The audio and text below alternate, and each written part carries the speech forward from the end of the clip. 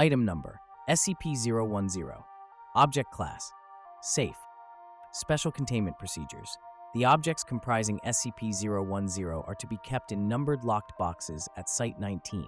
They are not to be worn except by test subjects. SCP-010 are only to be removed from storage for testing.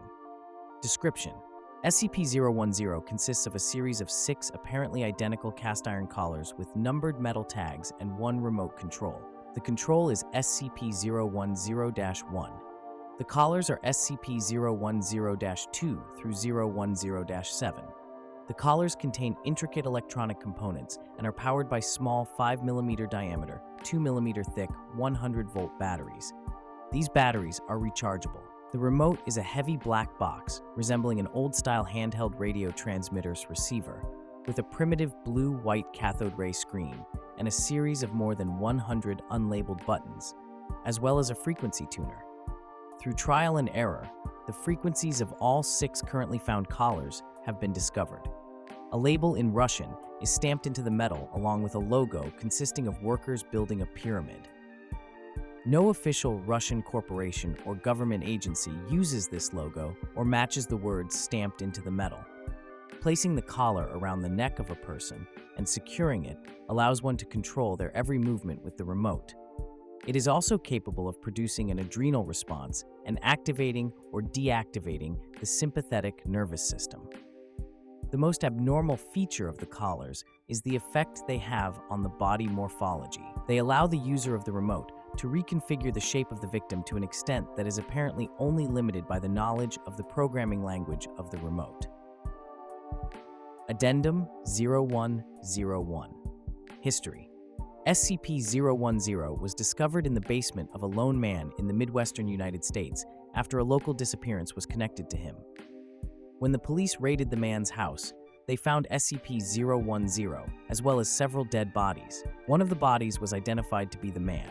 The others were several other missing persons. Cause of death seemed to be mass suicide. However, there were signs of significant struggle first. Addendum 0102. Disassemble Experiment. Test 1. SCP-010-2 taken apart piecewise, the parts labeled, and several photographs taken, then reassembled. Result: after reassembly, SCP-010-2 continues to function. Test 2. SCP-010-8, constructed identically to SCP-010-2, but with the closest approximations available to the unreplicable components. Result: SCP-010-8 fails to function.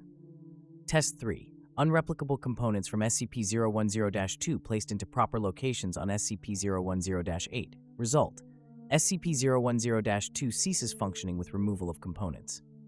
SCP-010-8 begins functioning. Test 4. Components returned to SCP-010-2. Replicable components in SCP-010-2 replaced randomly with replicas. Result: SCP-010-2 begins functioning with return of components. Changing replicable components for replicas does not significantly reduce functionality. Replacement of a damaged transistor decreased time from transmission to effect of SCP-010-2 response to commands entered in the remote by 12%. Addendum 0103. SCP-010 has been demonstrated to work more effectively in creating unskilled labor than for any other task. The logo is apt. Dr. SCP-010 is a compelling and potentially dangerous anomaly that requires careful containment and study. The set of 6 cast iron collars and a remote control exhibit capabilities far beyond current technological understanding. Their ability to control an individual's movements, manipulate physiological responses, and even reconfigure body morphology poses significant ethical and safety concerns. The fact that these effects are limited only by the user's knowledge of the remote's programming language underscores the necessity for strict access control and testing protocols. The origins of SCP-010 remain shrouded in mystery, with the Russian inscriptions and pyramid-building logo providing intriguing but inconclusive clues. The lack of association with any known Russian entity suggests an anomalous or clandestine origin.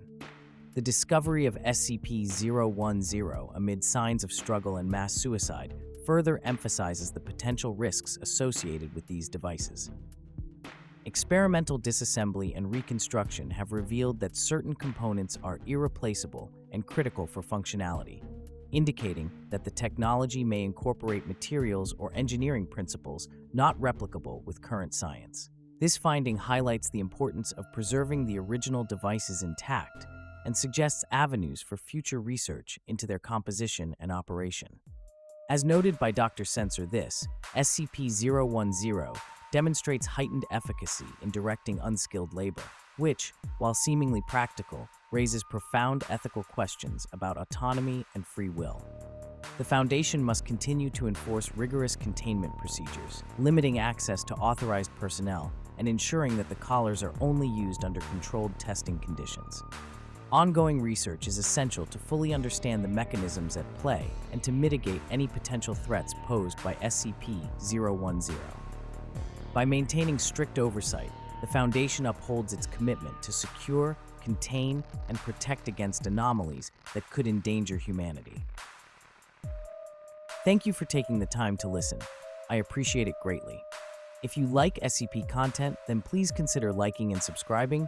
It helps the channel out a lot. Until next time, this is Professor signing off.